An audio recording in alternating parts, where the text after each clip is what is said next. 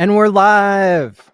Hello and welcome to a special episode. We're joined here by the co-directors of the Highest of Stakes documentary. You guys are 5-time Emmy Award-winning dudes, so you're a big deal. Thanks for coming on the show. Thank you. Thank you. We are paperweight collectors. We've got these lovely, I don't know. Whoa. Right. Door stops. Right on. Well, a lot of people who watch my channel, they, live and breathe the HEX community, and, lots of people who've been in it from the beginning.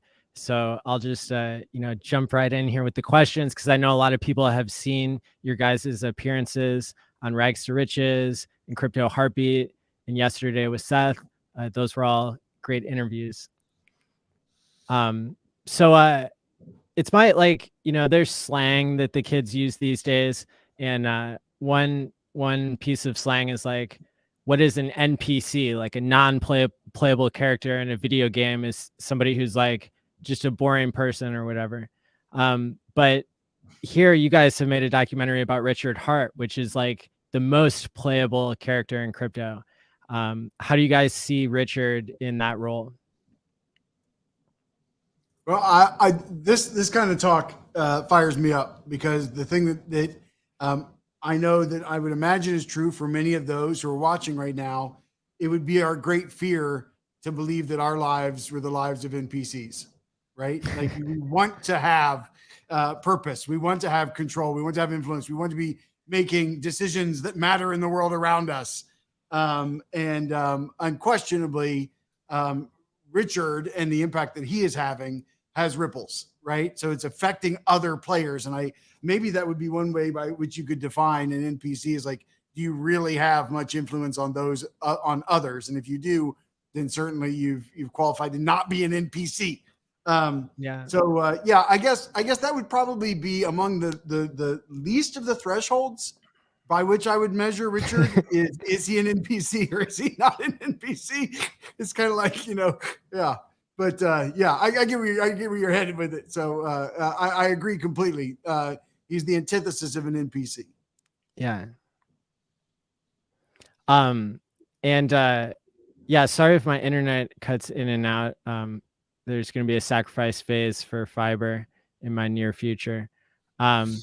So what does it look like when someone in crypto is a billionaire con man? Have you seen the movie poster for the Highest of Stakes? It looks a lot like that. You teed us up for that one. Come on. Well, I mean, is there anyone else in crypto who fits that image of a billionaire con man? Well, I mean, Sammy does, right?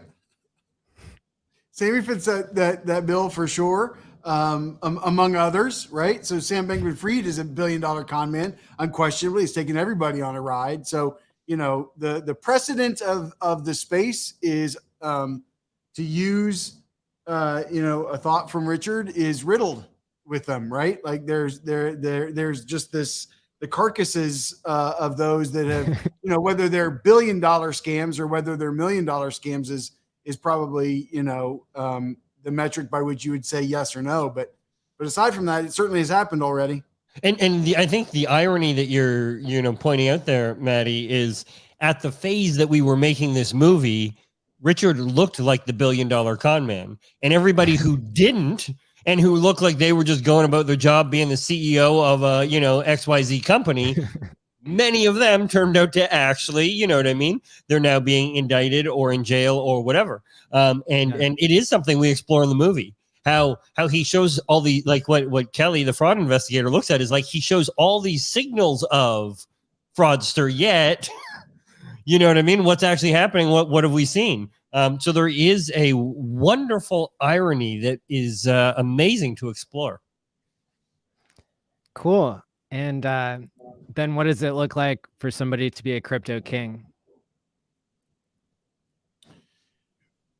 Well, 10,000x doesn't hurt. Right. But what's interesting about that is how do you measure the success of leadership? Do you measure that success in a moment, or do you measure that in legacy? And I think that that's the interesting question around, does someone deserve that title for a moment, or do they deserve it for a lifetime? And by what are you going to measure them in order to, allow them to continue to wear the crown? Are there other examples in the world of someone who fits the role of a crypto king? Well, I mean, Satoshi, right? I mean, could you deny that? I mean, that's like the OG king. It's the pioneer king that said, listen, this space needs to exist, and this is how we can bring it into being. So, regardless of whether you think that is a person or a group or what your belief is with regard to who that is, the identity of that person or group, certainly that for me qualifies as crypto kingdom. Absolutely. Now, a lot of people, we've been following all the stories that Richard has told when he's been on live streams and stuff. There's one that strikes me in particular, and I'd be curious to hear you guys' reaction to it. But apparently, when Richard, I don't know, was like a child or something, he had chipped his tooth, and then he grew up. He had chipped it because he was, working for his dad or something with like a dolly. He was like, that's what had chipped Richard's tooth. And, eventually he got old enough to the point where he decided like, hey, I should really get this fixed. And so he sold his stereo equipment in order to get his tooth fixed. And then that's what got him started with his first business. And then once he became a successful businessman, then he was able to invest in Bitcoin and at $30, and then the rest is history. But can you guys speak to like how you see that character development of like going from rags to riches? Oh yeah, I mean that was so fascinating to explore the early origins of him backing into the stereo store business. In terms of, like you said, right? He has a medical problem. What am I going to do? And you could just see his intellect then start spinning when he realized, wait a minute, like I can sell this stuff, and I don't need to carry stock. Like early on, that was the real game.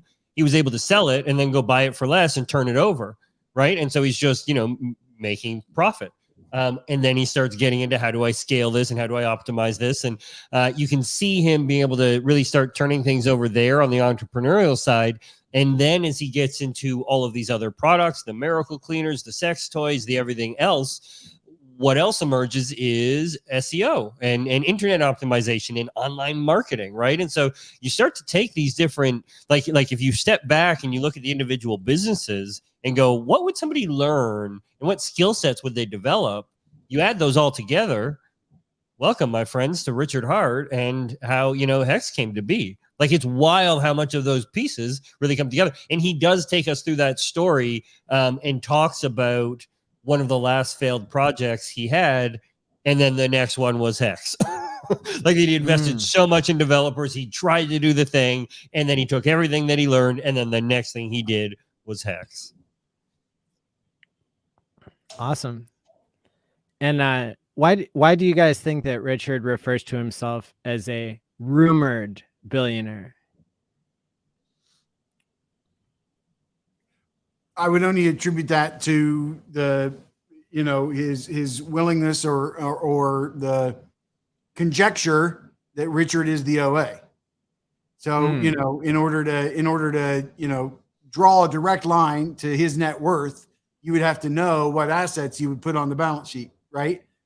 And so the question becomes, which of those are Richard and which of them are not? And so, I think that he also enjoys the mystery, the ambiguity, the questioning. Like, I think a lot of that is, is purposeful. So he knows, and does he really care whether you know or not? Well, there's probably more fun in you questioning whether it's true or not. And he's a master of language, and you know what I mean? Mm-hmm. What is more defensible in court? You know what I mean? Like when I say I'm rumored to be, I'm getting the point across without actually stating anything as fact. And I think he's masterful at that ability, as you would need to be in the space he's in and the way he's scrutinized and what people say. I think everything that he says is incredibly intentional to get his point across in the right way, but also provide him the right protections from the 100 different people who are going to try and tear that apart and come at him in a, you know, different way with it.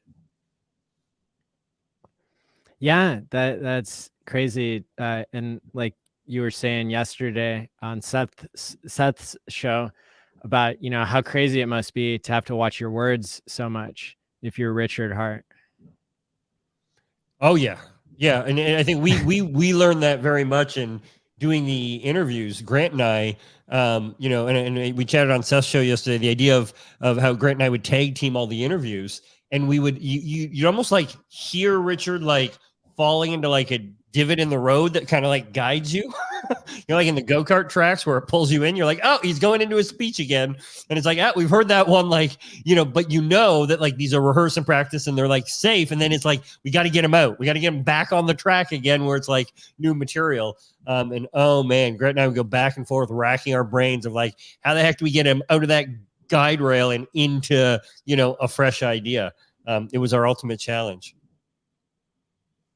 What was that like for you, Grant? It's, have you ever seen behind the scenes or been involved in campaigning, in political campaigns? Have you watched and seen presidential candidates prepare for, you know, national level debate and stumping, where they're going to go and visit, you know, place after place after place and give the same speech, and then they're going to have press and they're going to be, you know, ask the same questions?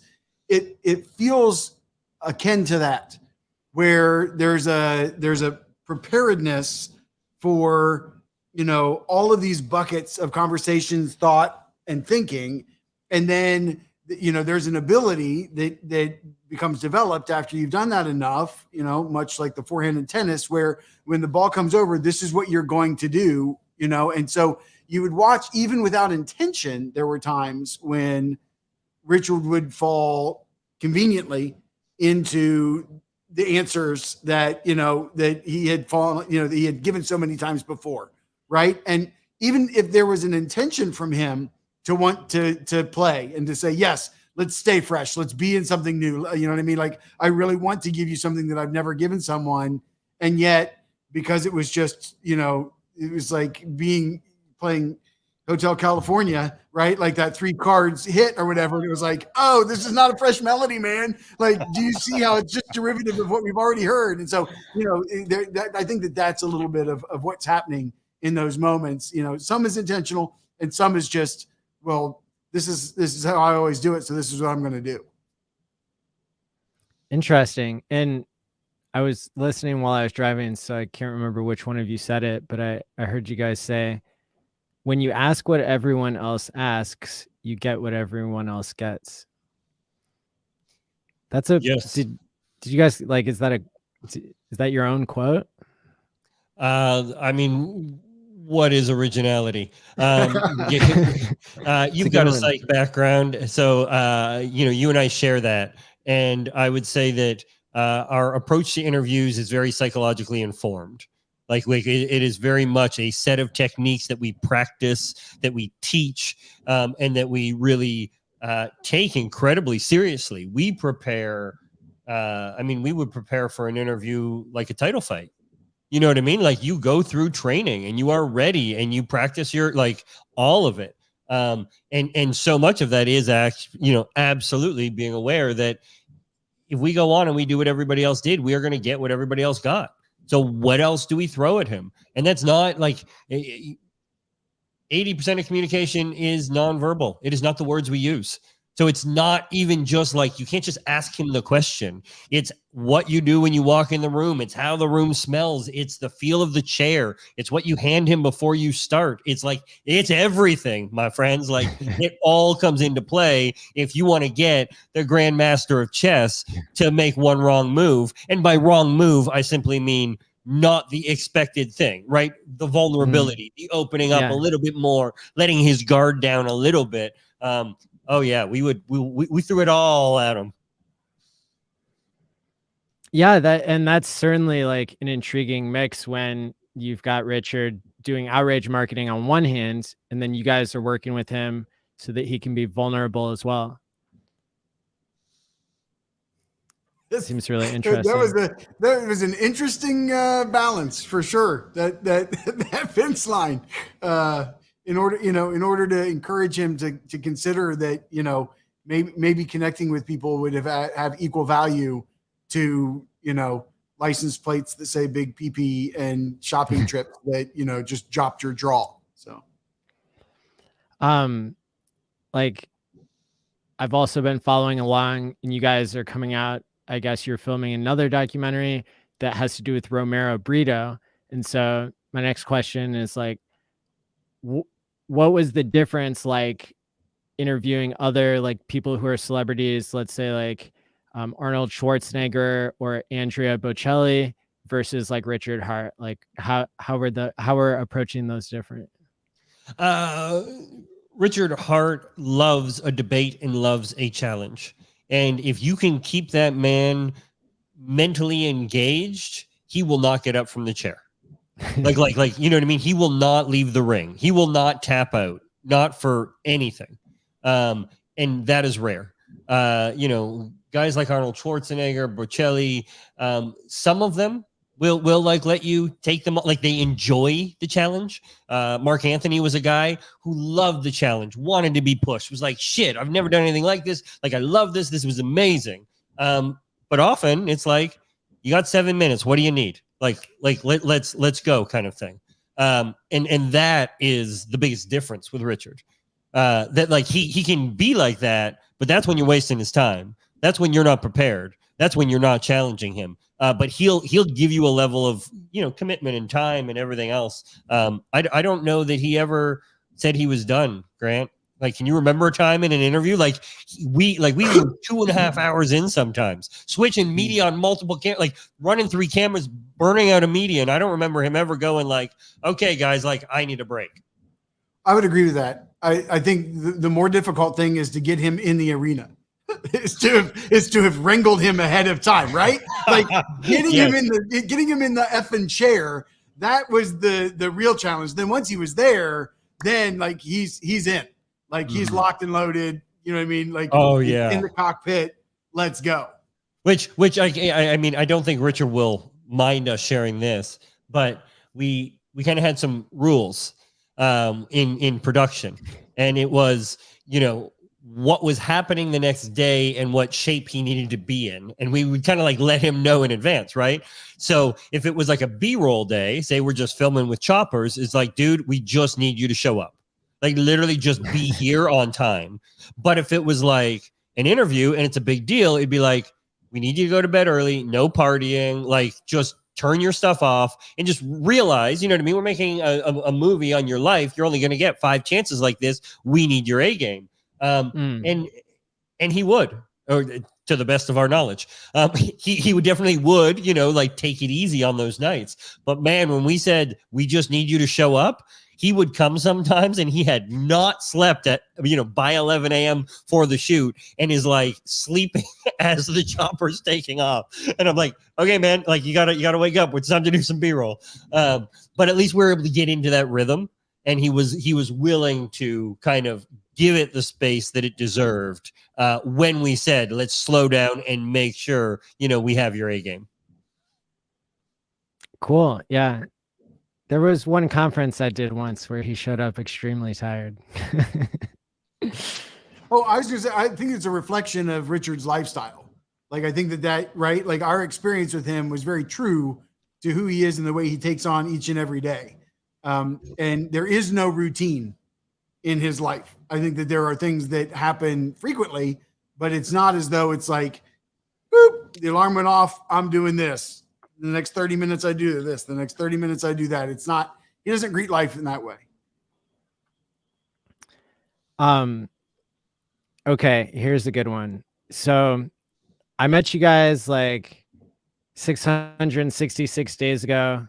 Might have been like a week longer than that, but like somewhere in there, because it was right before a certain infamous music video came out called The Furu's Eulogy. Ooh, yeah. And I And- believe you have a cameo and, in the movie. Well, you got a couple there, Maddie, but I do believe you make the the eulogy scene.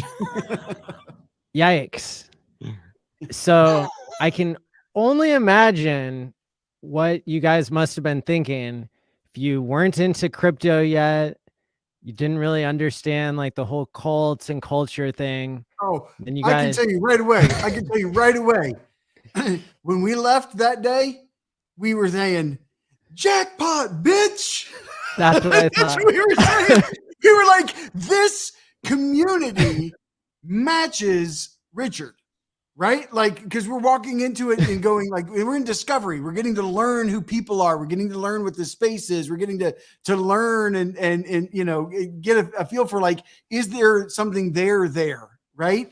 And walking into that funeral home in order to shoot a music video with people in full costume and in the church pews and committed to this, you know, the music video shoot. I mean, I'll tell you what, that's exactly how I felt. I felt like I was afraid of you guys for a while because you had seen that as a first impression. But I think like the context there of like, you know, guys from all over Maddie's the going to try and country. save this one with context. There's no saving the eulogy. Can I tell you? Right? I apologize for interrupting, Maddie, but this is just crazy. I love Freddie quotes. He's such a good dude, but like, never in my life did I expect to get a telegram message that said, "Hey, man, you want this coffin for your studio?" I'm like, what? He's like, "Remember the coffin from the eulogy video?" It's like, thank you, appreciate it. Don't know that we for the studio, but sorry, you were going somewhere else with that. Yeah, I mean, I can't really say, you know, everybody was so euphoric. I can't really say that I knew what I was walking into until I was already there. But I think that how outrageous and ridiculous that was, of like, you know, people dancing on top of a coffin. Like, one thing to remember is how many people had gotten scammed in crypto before HEX, and then how everybody who is supposedly, you know, like the authorities in crypto, they all said that HEX was a scam, and they didn't just say it once. They, like, you know, advertised it to everybody and made it their mission to try to stop HEX from coming, you know, into the light. And HEX at that time represented true DeFi, whereas the majority of Bitcoin volume was happening on centralized exchanges. And people like FTX were coming into power, and you know, even Arthur Hayes and like leverage trading and stuff. And so therefore it makes a lot of sense. Therefore, it makes a lot of sense that a bunch of grown men gather and shoot a music video in a funeral home, screaming and dancing about it. Like, look, man, we love that you did it, and we get why. Like, we understand it, but like, it's not an intellectual reason why, right? Like, but you can see why I was afraid of you guys for so long. Copy that. Yeah. Copy that. Okay.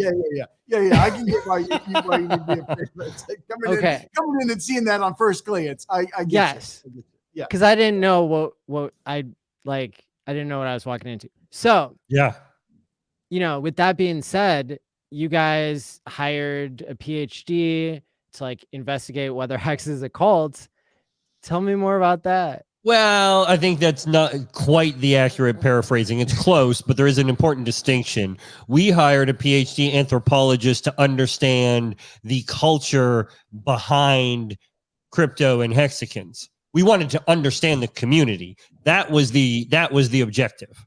Like, come back with a research report that helps us understand, because, like, you know, y'all have so many different, like, hodling and wrecked and all these things that, like, we have to understand what these terms mean and where did they come from. Like, that is that is community and shared vocabulary and all of that. So that was the actual objective. As part of that, we then said, can you do an assessment? Because there is such strong bonds here. We'd like to know, where does this fall? And inside of that, yes, they came back and it was a 5 out of 5. It hit every point of being a cult. Yes. And what does that mean? How can that be portrayed in a positive or a negative light? How can that be portrayed in a positive or negative light? I mean, I think that it depends how you look at it. I mean, we had these debates with Richard, and he was positive. Like he enjoyed it. You know what I mean? Like it wasn't bad. He's like, we got a better cult and better hats than most other cults, right? There's a lot of different ways at looking at these sorts of things. And regardless of your views on traditional religion, what science is very clear on is that they provide a lot of community and value and meaning for people, regardless of your theological beliefs or anything. And so cults, in similar ways, they provide a lot of value and meaning and to their lives. So it's a very complex argument. The word itself has a lot of negative connotations, and I think they can get dangerous when you look at, Tom Jones and things like that. Like they can go down dangerous paths, but they come together and are created for a reason, and because they're providing value and meaning for people. Now, what does it mean to be a member of the Hexagon cult, and is that good or bad? I mean, watch the movie and y'all each decide for yourself. Like that is not for us to decide. We as filmmakers made the movie and we documented it, right? Without judgment. Like we did not, I don't feel, and Grant, I'd love to hear your thoughts, but like, I don't feel like we said good or bad. Like it wasn't oh my God. We did, our crypto professor did make it clear the dangers of mixing cult-like behavior with investing, and that you need to have, you know what I mean? But that was a high level, you have to be careful. But I think it was a pretty fair look at Hexagons, and y'all get to decide. You know what I mean? And to use Richard's own words, like, I want you to trust me, but I don't want you to get into the habit of trusting people like me. I think that's the same reflection of this community, where it's like, the Richard would feel, and I believe many Hexagons would feel, like we would welcome you into this community, but we would caution you about getting involved in all communities, because not all communities are the same. And so, I think that that's an interesting kind of a way to look at it. Yeah. Absolutely. Yeah. There's pros and cons of having a strong culture, being considered a cult, and yeah, it's up to the user to decide, or the viewer, how they see that as something that builds community or something that is negative in some way. I would also equate it in many ways to like being a fan. There are those who identify their entire being on the fact that they are a fan, right? So that, like, the way that they view the world becomes through the lens of their identity as a fan, versus somebody who's like, yeah, I got season tickets. You know what I mean? I never miss a game, but I don't identify with the world through my love of the team. And so I think that there's an entire, kind of a continuum upon which you might find yourself within that landscape. Did you guys dive? What do you think, Maddie? About, like when we talk about Hexagons being a cult, and you would then be a leader inside that, like you're a leader inside the Hexagon community, like, is it okay for me to ask you and for you to share? Like, does that feel negative? Does that feel positive? Like, does it just feel weird? Like, what do you hear when we have this conversation? Because like, it's tough stuff when you dive into, that kind of space. Well, you guys came in like kind of basically like after the top, right? So all you guys have witnessed is like down forever, basically, in terms of price.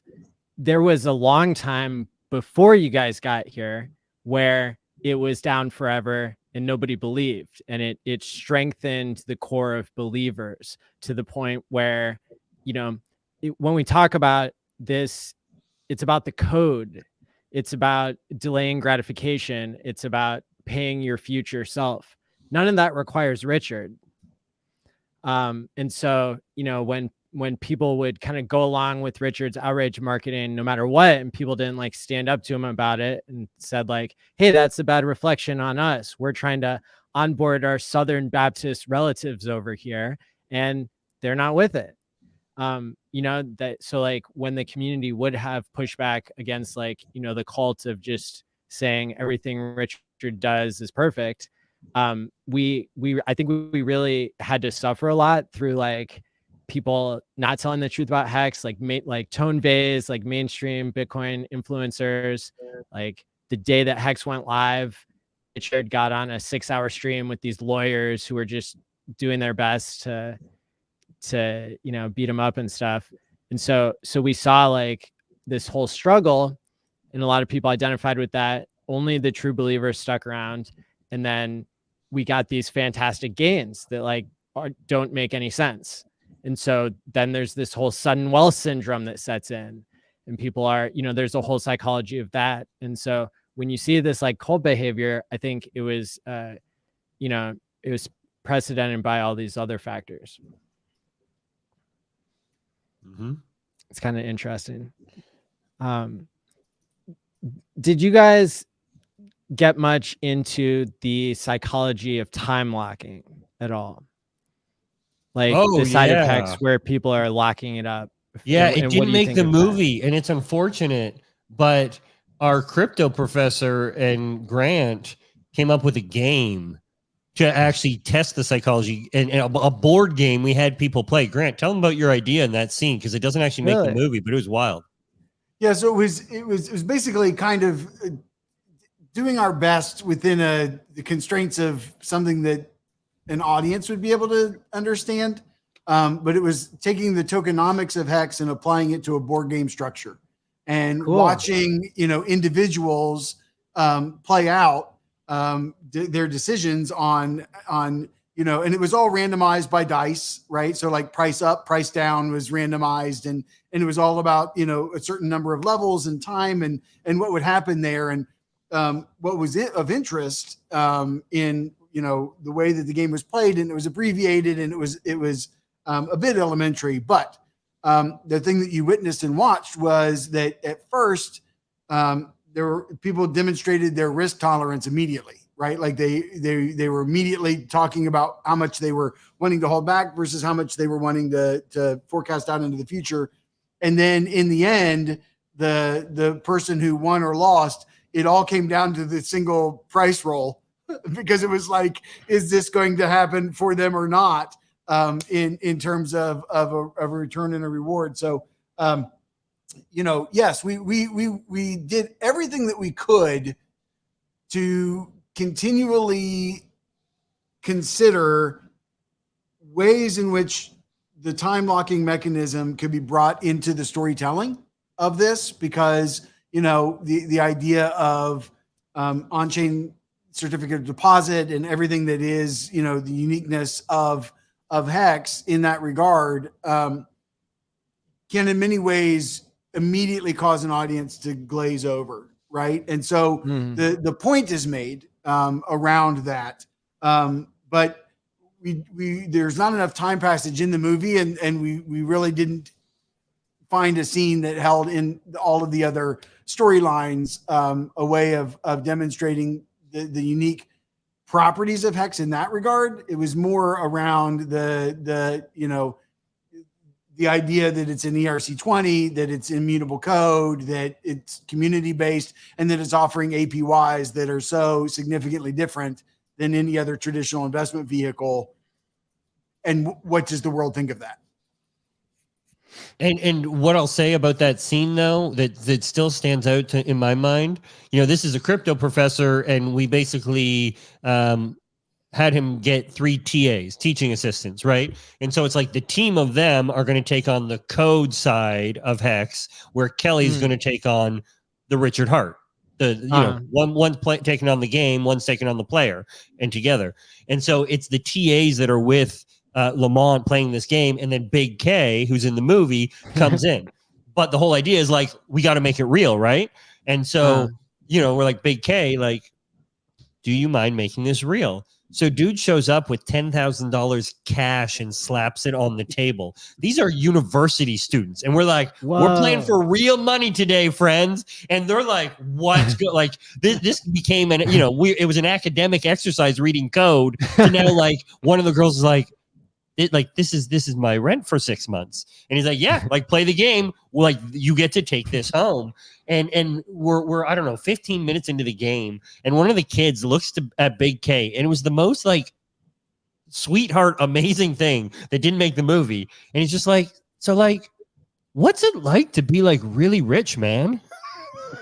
Like just that pure curiosity. And then, Big K dove into like what his life was like. But just such amazing moments that unfortunately didn't even make it.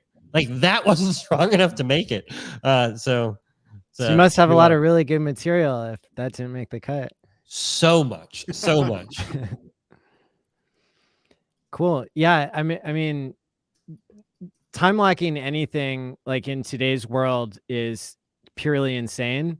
If the experience that you've had with money is based on inflation. I traveled to another country during, the mania of HEX, and I was trying to explain time locking to people, and in this country that I was visiting, their inflation was way worse than it is in other places in the world. And so the idea of holding on to money, like, if it's official enough to be money, that means the government is printing it into oblivion, and the price of everything goes up. If you have your unit of account in dollars or in whatever currency you have, really any fiat currency.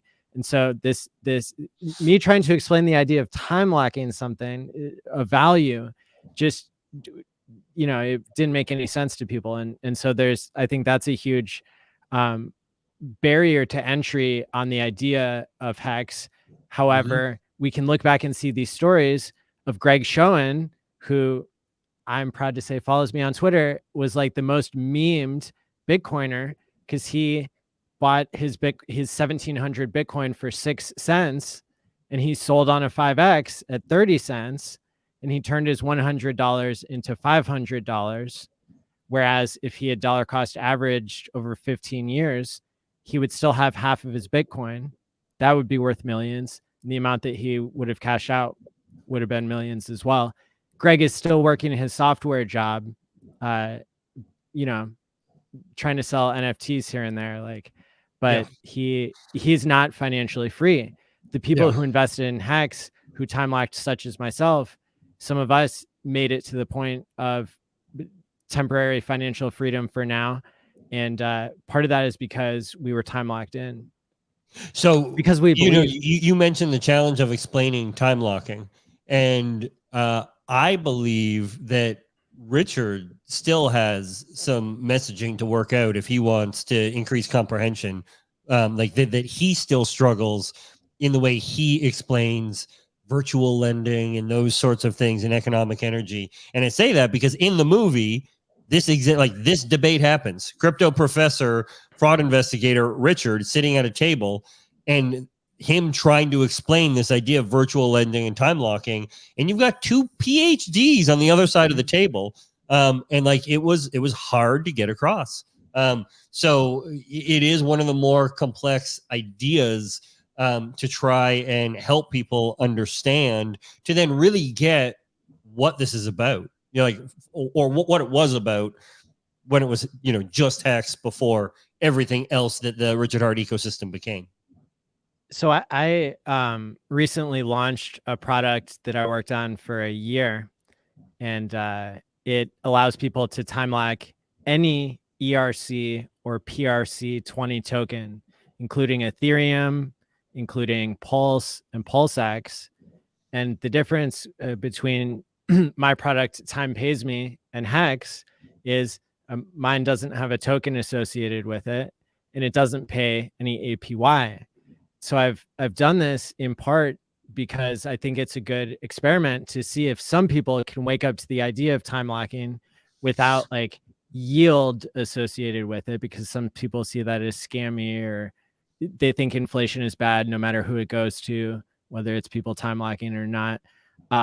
Just this idea that if Bitcoin can go up so much in 15 years, maybe, and so what I did is, as an example, I time locked 1% of my pulse and 1% of my pulse X for 55 years because it's only 1%. Who cares? Yeah. And then I time locked half of my pulse for 1 year, and it drips back to me over that time. And then another, like, just to throw this out, another feature is that you can undo a hack because it creates a smart contract that you hold that you can take ownership using a second seed phrase.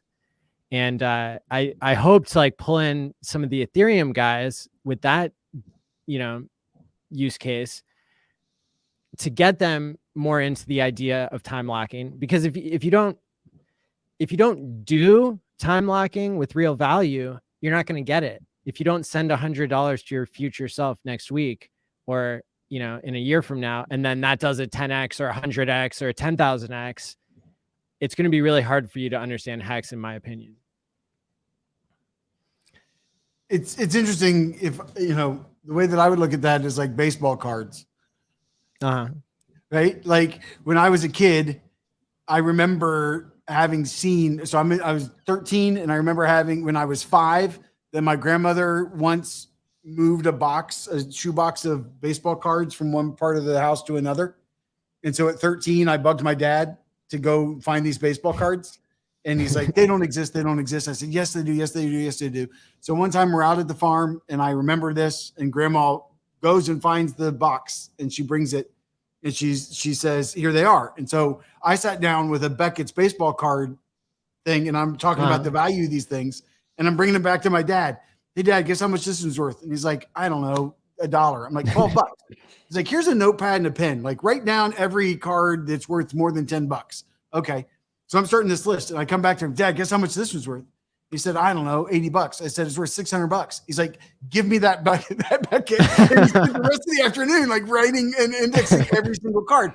But, they would have been worthless in the 70s or 80s, or you would have gotten so much less from them if you had discovered or found them in a different decade than you did in the decade that, and so the attic, it kind of serves as that like physical presence of time lock for many people, is that you kind of just ignore it. You forget that it's even there.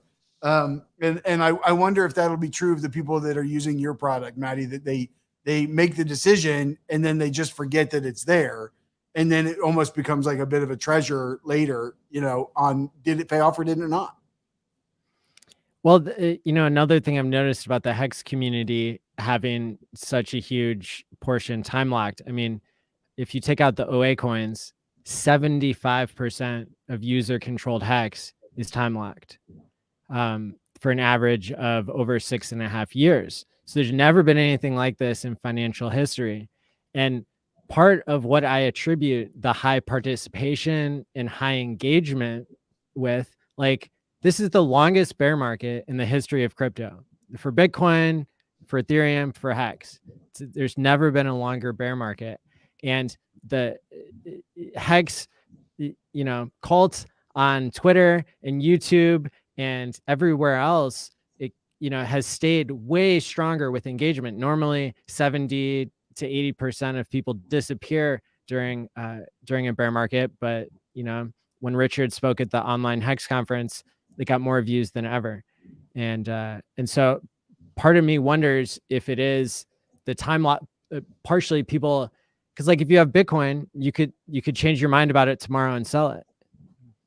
But if you have TShares, you're locked in, and for better or worse. It's kind of like you have a community of people who, they're in this really weird relationship where like we're all stuck together for 15 years. Like, what do we do now? We find it so fascinating that we thought we should make a movie on it. It sounds movie worthy. Well, I'm really looking forward to seeing it, and I know that I'm painting a picture for myself, like, that's really cool. It's probably influenced by a lot of what you guys have said about me imagining myself in a theater full of hexagons on the premiere nights. Can you guys talk about what makes that so magical? Oh, there's just that shared experience is so different, there's something powerful about being in a room where all distractions are removed. You know, phones are away, the walls are black. You've got this massive screen, the sound, everything. Like it's a sensory overload with focus. And then you have the shared experience. And so that comes together in everything you would potentially feel being amplified, right? Like when you sit at home, whatever your favorite show is, most of us don't laugh out loud or yell at a screen or like have those kinds of moments. They will on August 3rd, 4th, and 5th.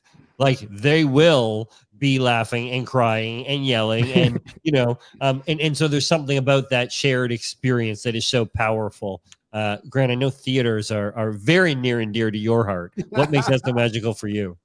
Beyond. And my first thought in hearing you say that, Patrick, is I'm like, in a documentary, like people are going to be laughing and screaming at the screen and crying in a documentary. Like when's the last time, aren't those meant to just only be cerebral and academic and, you know what I mean? Like boring and uninteresting. So I'm very excited that people get to share a documentary in community, because I think most often documentary is on your phone or on the, it's like the suggested list off the Netflix. It wasn't one that you even sought out necessarily. It was just one that you kind of accepted in the moment because you wanted, to escape for a minute. So I'm really excited about it being, theatrical and a part of community, but I'm really excited about the theaters that aren't full of hexagons, that are full of, that are peppered in every, no coiners, right? All the way through to the truest of hexagons and everything in between. It's that cornucopia of an audience that really excites me and wanting, that I want to be present in watching them experience the film, because I'll be very curious what those experiences are like. And I'm, every audience will be unique and different, but that's really what excites me, is to have created something and offer a story that I feel that I hope awakens people to the whole crypto space in general. And then people can decide for themselves how they would like to get involved or not. Well, I know even just seeing the previews gave me goosebumps. And look, I've seen as many crypto documentaries as I can find. And the Coinbase documentary about Brian Armstrong, I didn't feel anything. So I'm really excited to see what you guys have put together. We can promise you the feels. That's one of the things that I can promise you. I can promise you the feels. In what ways is this story that you guys are telling, in what ways is it ongoing? Like when I think of a documentary, I think of something that like happened a long time ago, and like, it's a history lesson. But in this case, the Hex community is still out there on Twitter saying what they say. They're still doing meetups, and I think this documentary is clearly going to make the largest number of meetups of all time. Like there's gonna be 40 meetups happening all at the same time across the United States. And I'm curious to see what you guys think about that idea of like the story that you guys are telling doesn't have an end yet. I mean, to be philosophical, no story ever has a beginning or end. It just depends on when you pick it up and where you put it down, right? Like that is true of storytelling. We chose to pick up this story after Hex had launched, before it had hit its top, right around the time that Richard bought his Ferrari, I believe, and then goes on to do outrage marketing and everything else. And we chose to put this story down after the launch of Pulse Chain. We had originally chose to put this story down before and leave it hanging with the idea of, will this even launch or will he disappear into the night? And And as it came out, you know, as we were finishing the film and we were going through the sales and distribution process and Pulse Chain launched, we knew that would be a much more powerful ending. And so we had to, you know, roll up our sleeves and figure it out on a very short timeline to get that in. And it is much more powerful, but it was very much, you know, that intentional decision of like, this is where we're putting this down. But you can also see how you could not release this and you could follow this for years, and it's arguably a better movie because it is still so early. Like if you were to document and really go and see, and I use the example of Free Solo and Alex, who, you know, climbed El Capitan. Like he went halfway through that movie and he abandoned the climb. Like that's kind of like a bear market. You're down, you walk away. They could have walked away from that movie at that point. Instead, they kept following him and he ends up, you know, achieving these things. And that movie went on to win an Oscar. But it's the conviction to stick with it and not put it down for years and years and years. And right now, for part one, for this movie, this is where we chose to put it down. Where this goes and whether or not there's more, I mean, that remains to be told. I like how you put that. And now you mentioned Richard disappearing into the night. Didn't happen. What do you guys make of him not streaming these days?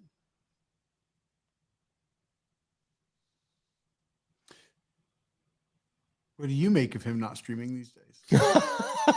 I would say that we can't answer that question without breaching confidentiality. You know what I mean? Like we're in regular contact with Richard about the movie. He is, you know, definitely been amazing at everything that is needed for his part in being a leading character in a movie.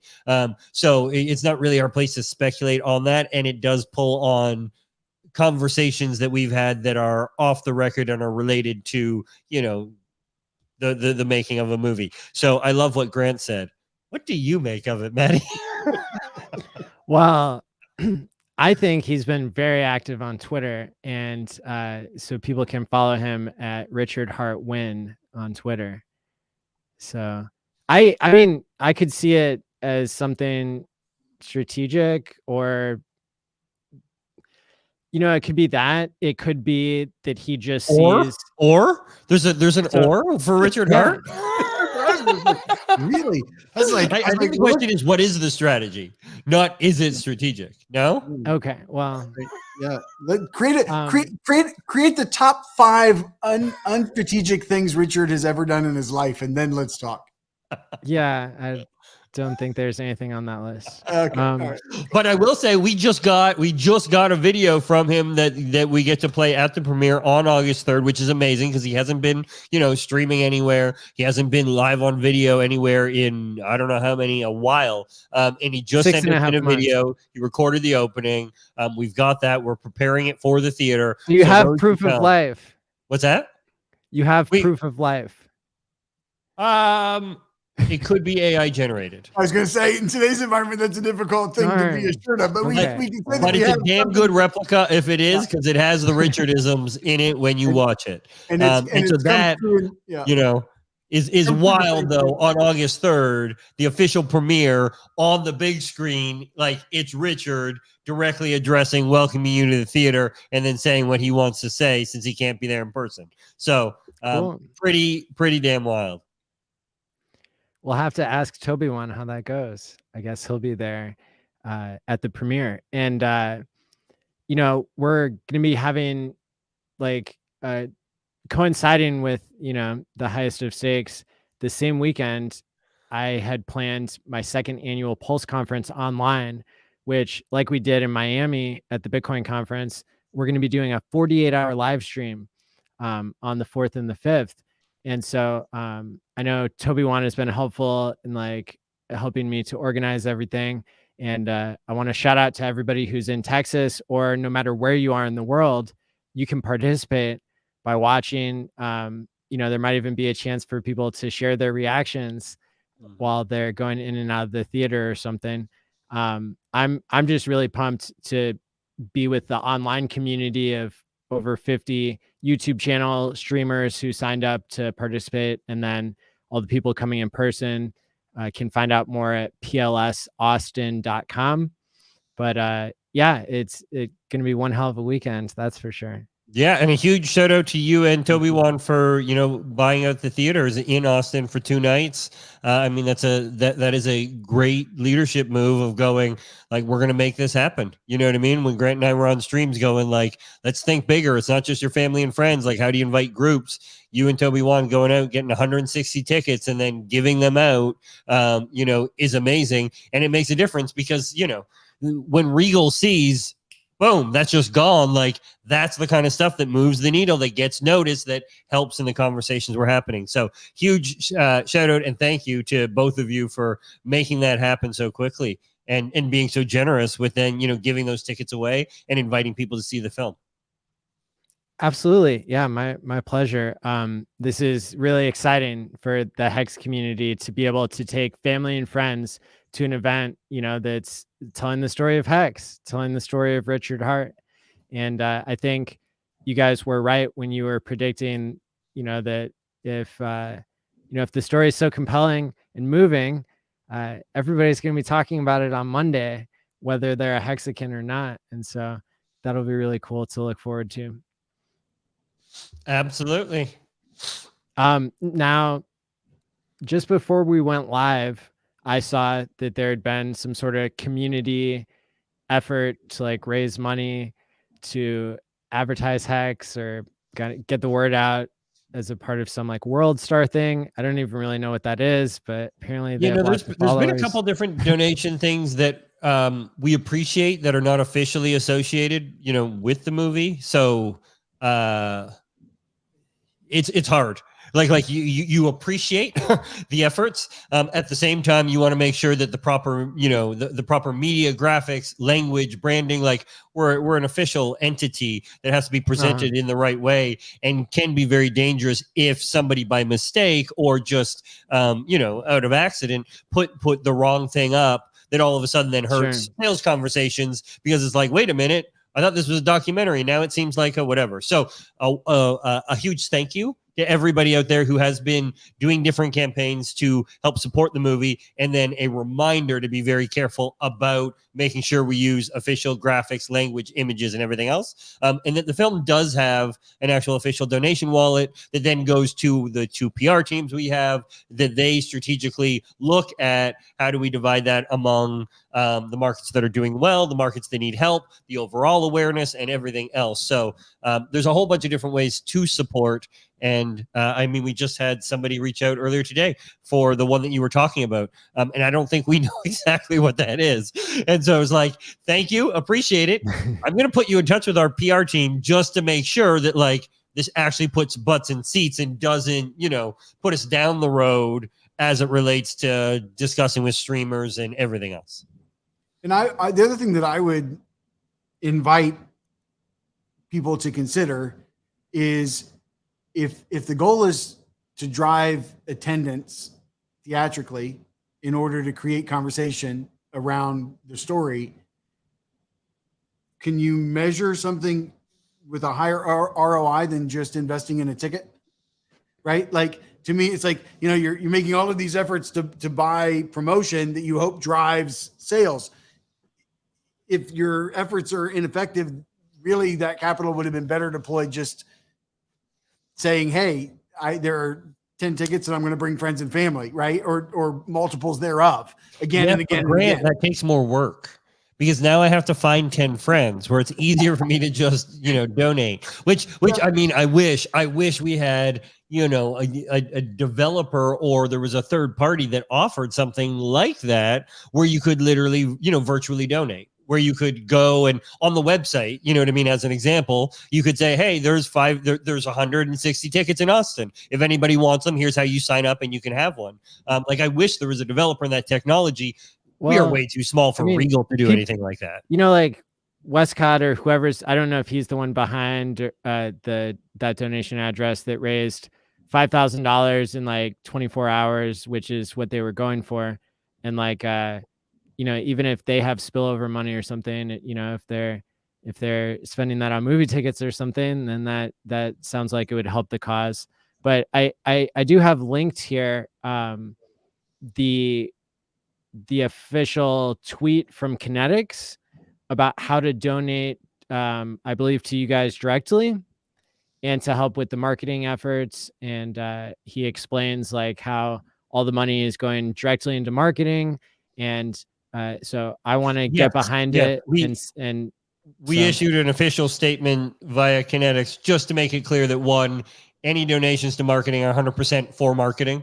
So there is no, agency fee or anything that goes to any cast, crew members, or anything else. It is 100% pass through. And then we also listed the main strategic objectives so that everybody knew here's the different things that would be looking to use it for and why that actually matters. Like, how does that actually help with the much larger picture of getting this thing global, streaming, everything else? So KNTX did share that earlier today, and thank you for sharing that here.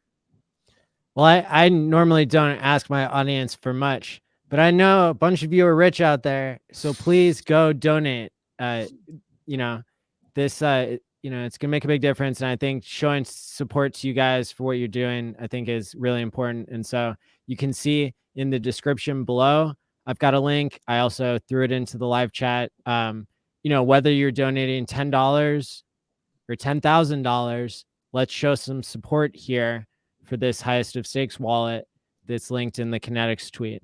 So, they've got some great ideas about how they can use funding in order to, get this in front of more eyeballs, get more butts and seats, and you can help tell the story. And you can check our Twitter account because we just posted photos of bus stops across Miami that have posters, that have the actual official movie poster. And that level of awareness, right? Like where you're seeing it on a billboard, you're seeing it on bus stops, that sort of thing. It really does make a difference. Not just like, will some of them end up in the theater? Like, yes, I hope so. Now, if I see that and then my friend tells me about it, now I'm definitely going. And now what if I was, say, a buyer? What if I represented somebody, right, in any kind of streamer or any other kind of outlet, and my friend talks about it, and I see it here, and I see it here? This is how these things multiply. And it's not about any one path. It's about the different ones. But it's wild. If you check out our Twitter account, we posted photos from 8 different bus stops across Miami, which is where we're really focusing with the official premiere and a whole bunch of stuff happening there, getting press there, everything else. Like, it's the walk the press do to the theater. Right? Like you want them to be like, wow, this is big. There's a lot that we're really curating to make this big. And so that is an example of some of the stuff that we're doing around the marketing efforts, both online and in real life. Awesome. Yeah. So you guys, heard it here. Go ahead and donate there to the wallet and, help to get the word out about this story. That's really exciting. And, I'll go ahead and I'll make a donation myself too, to practice what I preach there. Thank you, sir. We appreciate that. Oh yeah, of course. Now, here's my last question for you guys. So why invest in crypto yourselves? Patrick, you said that you had invested in crypto, as a result of your learning about the space. And Grant, I'm not sure if you are saying or not. Grant's a little old school. He prefers real estate and thinks that that's going to be a quicker way to retirement. I do have a real estate portfolio, but I also have a wallet. So I will say from my side that I'm an adrenaline junkie. I like the action. Like I like the volatility. I want to play the game. You know what I mean? And I think y'all educate people. Don't invest what you can't afford to lose. And I've learned quite a bit in making this movie, and I like the game. Like I enjoy trying to understand it and invest in different ways. And so like I really do like that ride, and I'm okay if it all goes to zero and I have to walk away. And that's not for everybody, but man, does like any kind of traditional, like it bores me so much that I just skip it. Because I'm like, I do not care about that sort of thing. So this is my kind of space, and I love to play there. But Grant, tell us about your real estate portfolio. It's I don't know, it's a lot like crypto. Sometimes it's up, sometimes it's down, but I have influence on that. But but I get really excited about the crypto space as well. In general, I think that one of the things that excites me most about crypto is that it requires an examination of finance on the whole. So that I think that you can't have an understanding or an interest in crypto without first needing to learn some financial foundation. And I think that, what happens is we often kind of accepted things at face value, right? Like the entire fiat and traditional finance systems and what that meant in terms of like custody and what we did and didn't do in practices and all that kind of, those things. But when you get involved in crypto, you have to be awakened to that other side. And that's what really excites me, is that all of a sudden I feel like we're going to start to see, a wave of financial literacy, of like understanding that was absent.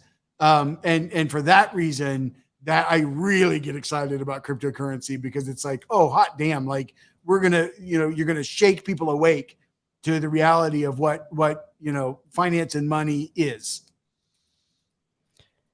Absolutely. Yeah. The more the word can get out about crypto, the better. And I want to thank you guys for coming on the show and for, for doing everything that you're doing in the space to like give HEX a fair shake, We appreciate you having us, and again, huge thank you to you and Toby Wan for everything that you're doing in Austin, all your support there, and then your support here on this stream as well. It really does make a difference, and we really appreciate it. So, thank you. Right on. And everybody can see you can get tickets here at the website thehighestofstakes.com/screenings. We've got 230 people watching live, thousands on the replay. Hit the like, share, and the share button. Let's get everybody in the world to come see this movie. There we go. You'll kick yourself in the ass. And does this community know anything about FOMO? Does this community know anything about FOMO? If you miss the inaugural weekend of this movie in theaters live because you were either lazy or for whatever excuse you give yourself for not going, I guarantee you're going to FOMO. So get there. Let's do it. All right. Thanks, guys. Thank We'll catch you next time. See you guys. Have a good one.